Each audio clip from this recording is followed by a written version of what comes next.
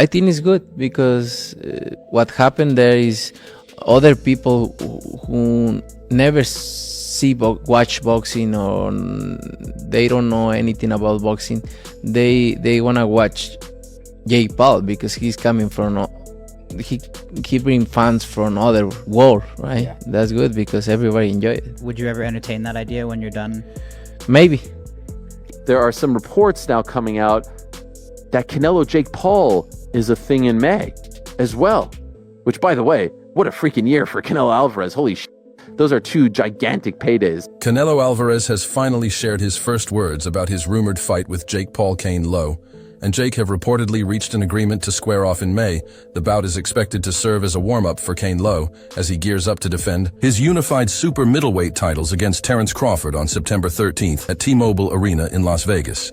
If that fight ends up being close, yes, a lot of people are going to watch that fight, right? A lot, because I think a lot of people are going to want to see Jake Paul lose. And 100%. According to Julius, Julian, Canelo, and Paul have reached an agreement.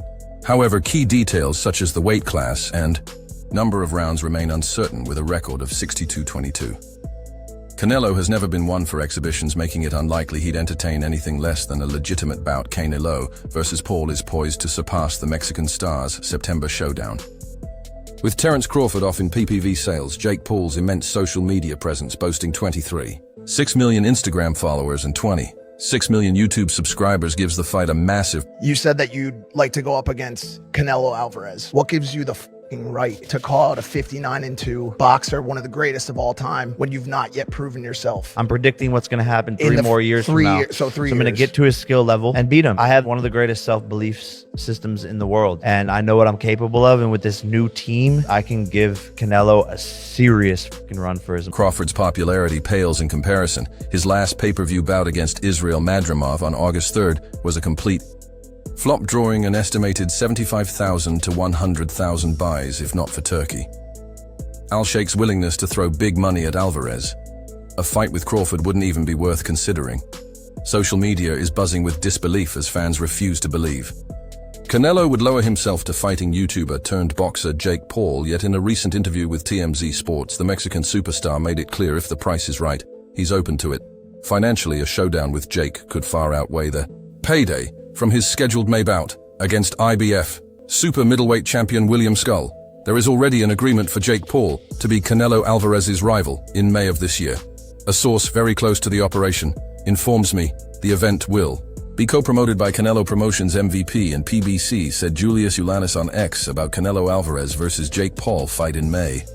Jake Paul just defeated 59-year-old Mike Tyson by 8 rounds and unanimous decision in Arlington, Texas on November 15th. If Canelo were to fight Jake, it would only fuel the notion that he's coasting through a retirement tour, cashing in on low-risk matchups while squeezing every last dollar from his fan base via pay-per-view since his defeat to Dmitry Bivol on May 7th, 2022. He hasn't truly tested himself in a high-stakes fight. My question, if it's a close fight, does it diminish the gigantic fight in September, or does it make you more interested? Because I think now, David Benavidez offered a deferring point, but I think a lot of people think Canelo is just going to be too big for Terence Crawford. There's no concrete proof that this fight is legitimate.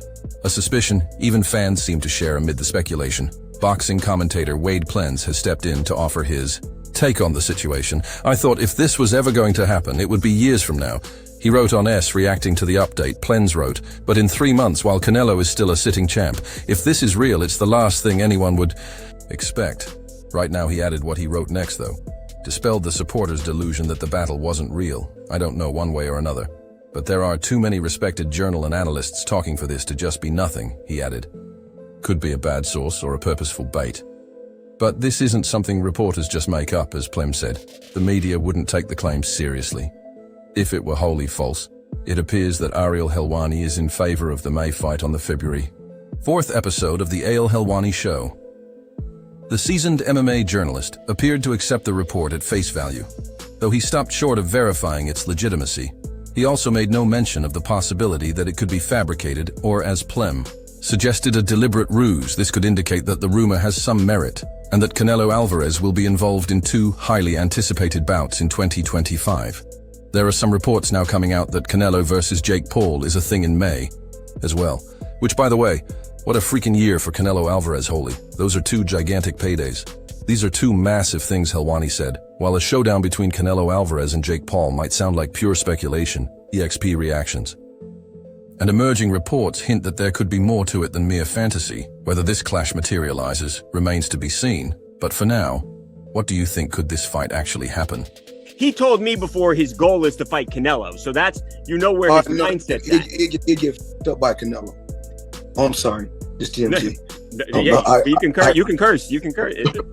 I apologize, but Nothing to apologize about. There's no way he get demolished. Although Wani didn't explicitly confirm the reports, he also didn't refute them. Given his reputation for being well-connected, it's clear he often has the inside track on such rumors. While Helwani didn't directly confirm the rumors, he also didn't deny them, considering his established network and track record.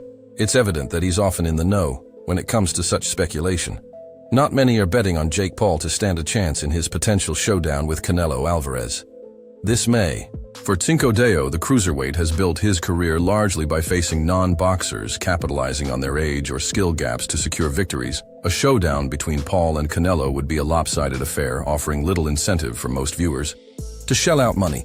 The only scenario where this bout could stretch past the first round is if Canelo intentionally drags Jake along, a theory some fans speculate was the case in his recent bouts with Edgar Berlanga and Jaime Munguia. This, they believe, was Canelo's way of dodging fan criticism for opting to face these relatively underwhelming opponents. The Canelo-Paul showdown for May is still unconfirmed. Though speculation is mounting that the fight will take place, Alvarez likely sees this as a chance to earn some cash and stay active before facing the formidable Terence Crawford at 154 pounds in a September match. That's sure to draw attention, though not as much as a true championship bout. This is the current state of Canelo's career. He's now fighting opponents far beneath his skill. Interview 5.